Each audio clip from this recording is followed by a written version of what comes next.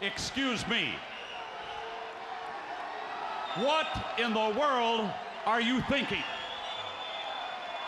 Mean Gene, the first thing you need to do is to tell these people to shut up if you want to hear what I gotta say.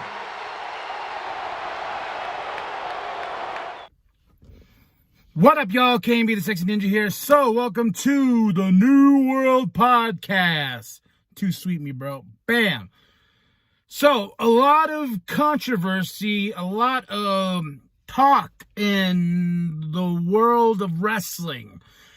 AEW's Blood and Guts, which aired last Wednesday, I finally got to sit down and see it because I've been hearing all the hoopla. The hoopla. And the match itself, Blood and Guts, 2 rings, cage, people like War Games. I was like, no, this was a creation that's been around for a while, and it was the Inner Circle versus the Pinnacle.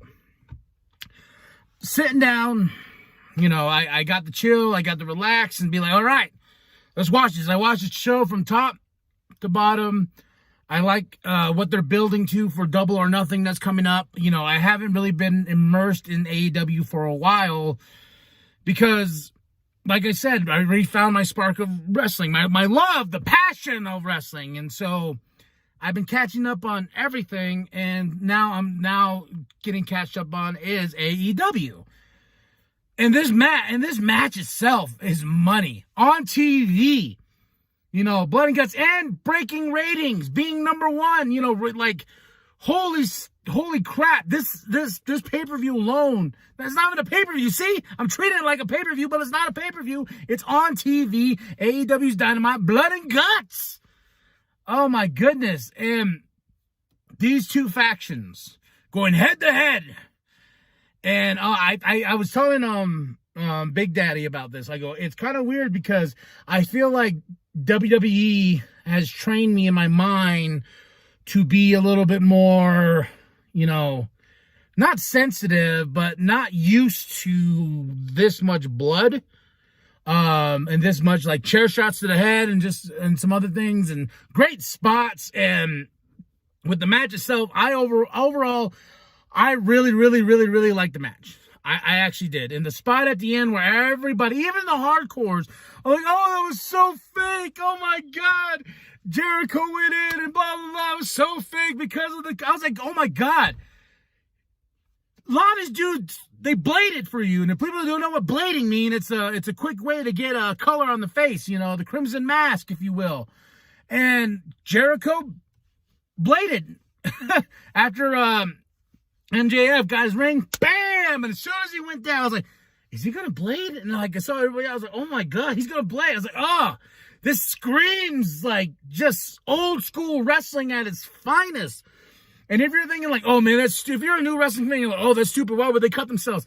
Because it adds to the dramatic effect. I'm not saying blading should be a thing, but like I said, WWE has prone me so much to when we see blood, it's like, oh, what happened? What happened? And this one's like, no, this is called Blood and Guts.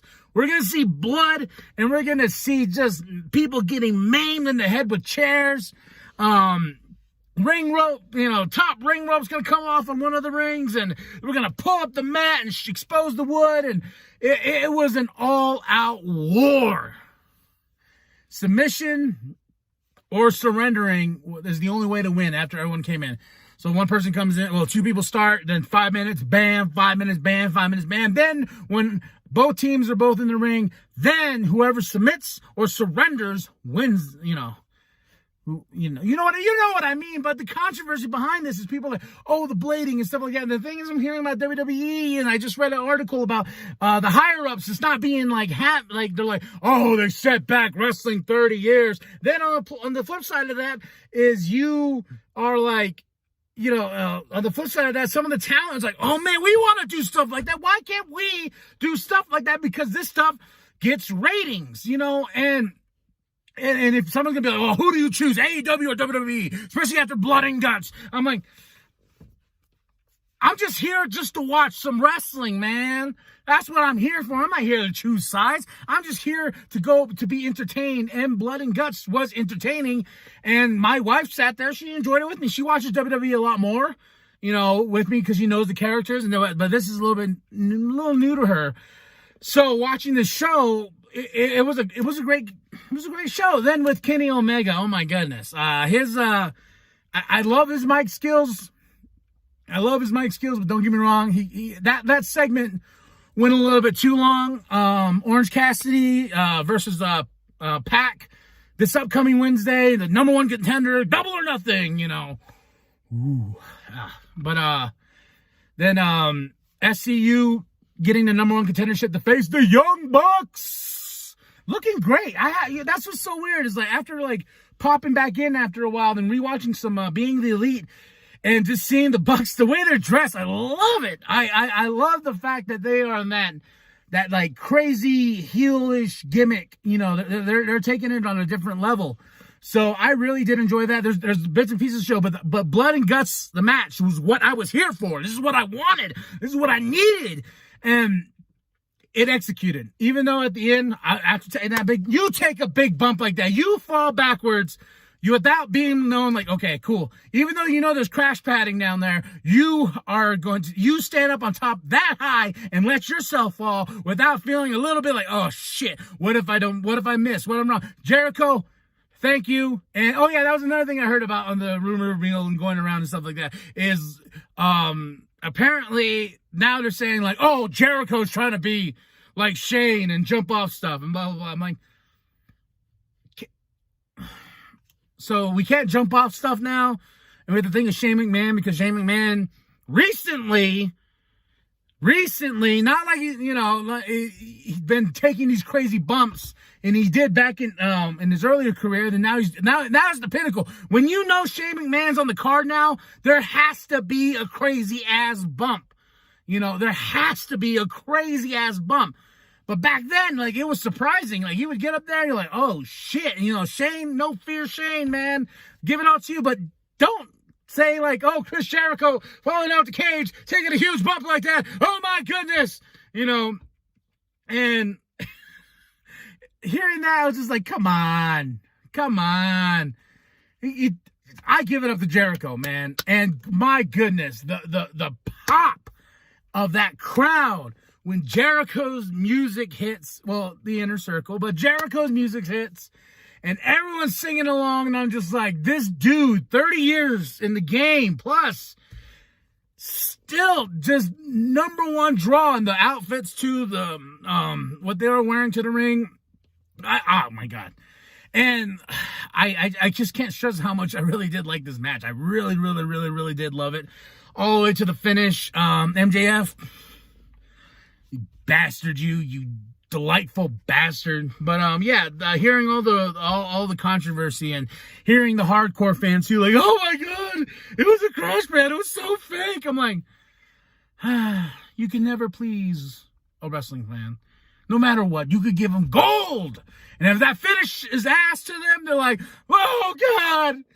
Oh, it was so bad. It was so ass. Oh, my God. AEW has let me down. Damn it, AEW. I trusted you so much. But it's like, what about what happened before and all that awesomeness and all those awesome spots? Oh, that doesn't. Okay. Jericho bladed. Oh, my God. Like. And my wife was like, well, I was like, and that's what made me like the old school wrestling fan in me. Back when the Attitude Era was going and like the ECW, blood and chair shots. Like it took me back to that time of when I was a kid, and I kind of cringed when head chair shots happened because I was like, oh, shit. He didn't protect himself at all.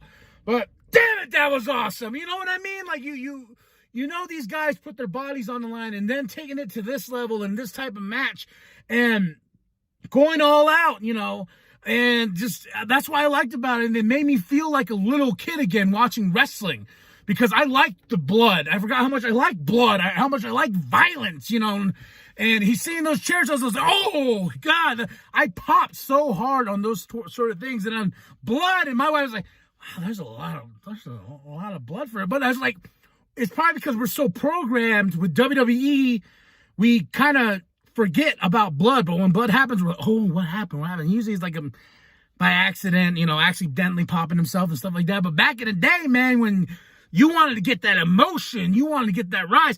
Blood, the crimson mask, you know. Don't bleed like Dustin Rhodes, you know what I'm saying? Like, that dude bled. If you don't know what I mean, you should look it up. But this match, though, I loved it. Even the ending, when he's like, surrender! You know, he's like, I'll throw him off! You'll throw him off! And then I'm like, all right, we surrender. And I knew MJF was like, whoop. Because MJF is just, he's just awesome that way. Tell me what you thought of the match. I really enjoyed it. I enjoyed it from top to bottom, and I enjoyed the finish with Jericho going over and the Pinnacle winning, and I think it's something they needed, you know, especially to get that little rub, that little shine, man. So I really did enjoy Blood and Guts, and all the crazy controversy around it's great too, because people are talking about professional wrestling. And like I said, with this match, it made me feel like a kid again. Like, I felt like a young man. Then I got up and I was like, oh, my back. Oh, I sat there too long and I had to stretch. You know what I'm saying? So, awesome. All Elite Wrestling. Thank you, Dynamite. Everybody, the Pinnacle and the Inner Circle, you guys did a great job. And you made me pop. It made me feel like a little kid again because, damn it, I miss blood and violence in wrestling. But, hey, they got to protect themselves as well. And it's not knocking the other company, but it is knocking the crazy controversy, rumor mills, and this and that from the higher-ups. And it's just, imagine how that crowd felt seeing something so magical that they haven't seen in a while, you know? And that the fact that I turned on AEW and been watching, catching up, I feel like a kid again. Just feel like a kid. And like I said, not knocking WWE because I still love my WWE very, very much. I enjoy SmackDown more than I do Raw. Of course, NXT's there as well.